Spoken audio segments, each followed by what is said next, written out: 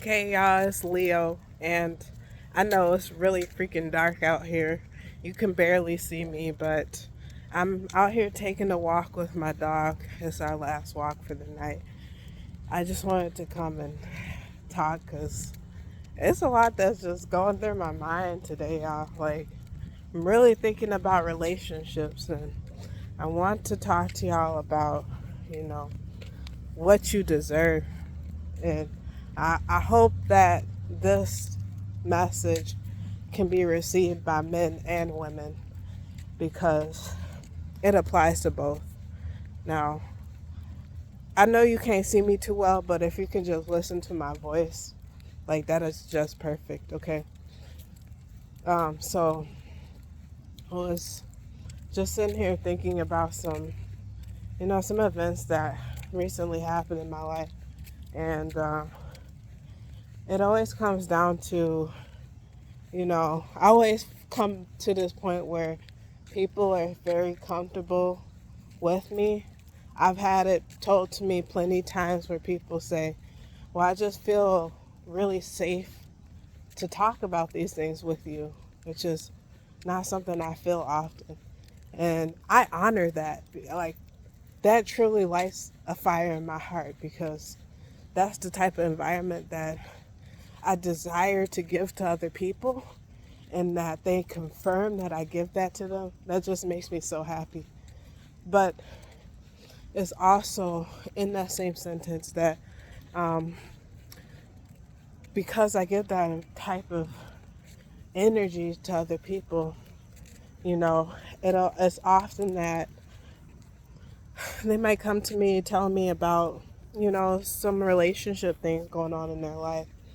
And I'm finding a lot of people coming to me lately talking about, you know, baby mama, baby daddy issues, and the way that they're being treated in them relationships, not knowing how to get around it, or feeling like they're stuck because of the child. And, you know, I can only speak so much on this topic because I don't have a baby daddy. I don't got no kids. But I can only say off of my relationship with my ex, and you know off of my observation of other people and kids, and how I personally feel if I did have kids. And it's different for everybody. But I would just say, for the person who feels like you're in a relationship and your significant other is not treating you well. Maybe they act a different, like they act one way with you in private, but in public they a whole completely different person. Maybe it come down to, you know, they they use you for, financials, whatever's.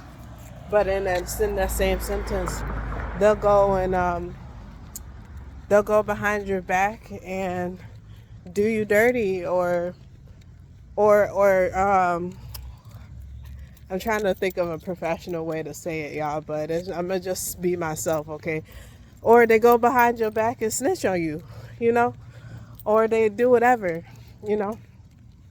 And it's like, if you're dealing with that, and that makes you mad or uncomfortable, especially if you're the type of person where your baby mama or your baby daddy do that to you, and you don't treat them that way in return, like, and I'm saying, like, this is the part where I can relate from a relationship standpoint. You go out of your way to do everything for this person. Whatever they ask you to do, you would do it for them in a heartbeat. But in that same beat of a heart, they'll go back behind your back and do you dirty. They'll go back behind your back and talk shit about the things that you do for them. Like it's not enough. Like you're not enough. Um, I want you to know that just because you got kids, and like I said, this is different for everybody. I can only speak because I don't have kids, but just because you do have kids does not mean you got to tolerate that with that person. I mean, I know from the standpoint of, okay, this society is kind of hard right now. It's hard to live on your own, and especially if you got kids, this and that, trying to make things work out for a living situation or whatever. Look, at the end of the day, if that person is bringing you misery and grief and destroying your personality, who you are as a person, they not lifting you up but tearing you down, you don't have to put up with that. Yeah. And this is my firm belief. You don't have to put up with that at all. Look, y'all got a commitment for them kids. The commitment is for the children or the child. The commitment, even if y'all got pets, man, like, see, and this is a different situation for me because it's not a different situation for me, but I'll just tell you. So me and my ex, we had a dog that we took care of. Boy, what are you eating? Come on. We had a dog that we was both taking care of, and it just came down to, he did me bogus, but I couldn't stay with him just to take care of that dog. Come on, leave it alone. You trying to eat stuff off the ground? No. I couldn't stay with him just to take care of that dog, and I couldn't be around that. So I felt bad. I had so much grief, but I left him that dog. That was his dog. He bought the dog, even though, he wouldn't even not known anything about that dog if I didn't introduce him to him. But he bought the dog. He kept the dog. It's his dog, and I know it's different for kids, but at the end of the day, y'all commitment to each other, if y'all can't get along, is them kids. So co-parent or whatever you got to do, but you don't have to put up with that treatment at all.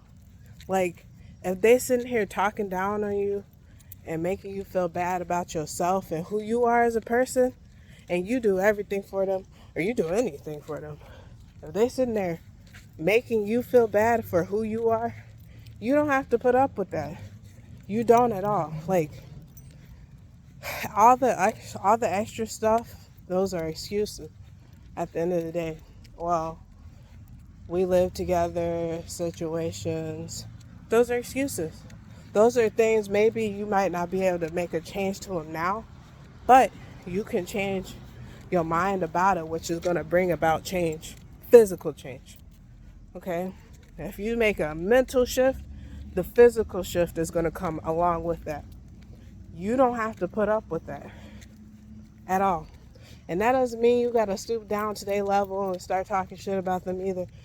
No, you actually want to rise above.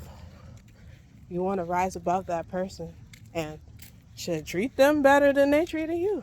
In a way where it's like, you're not doing everything for them. No, you're not finna just drop for them at a dime, but you're not letting them push you over. You're not letting them get one over on you. And all it takes is to better your communication. And it's a simple, no, I don't have to do this for you. Our relationship is about these kids, and if it ain't about these kids, it ain't about nothing. And yeah, them words gonna cut. That's that mental shift that's created verbal words that's gonna create a physical shift. What the fuck? Oh, that shit freaked me out. At the end of the day, all I'm trying to tell you is you don't have to put up with anything that you don't want to put up with. You don't have to tolerate nothing that you don't deserve. But you got to first realize what is it that you deserve. And you got to think about, okay, I've gotten myself entangled with this person with some kids. Yeah, but how do I grow beyond this?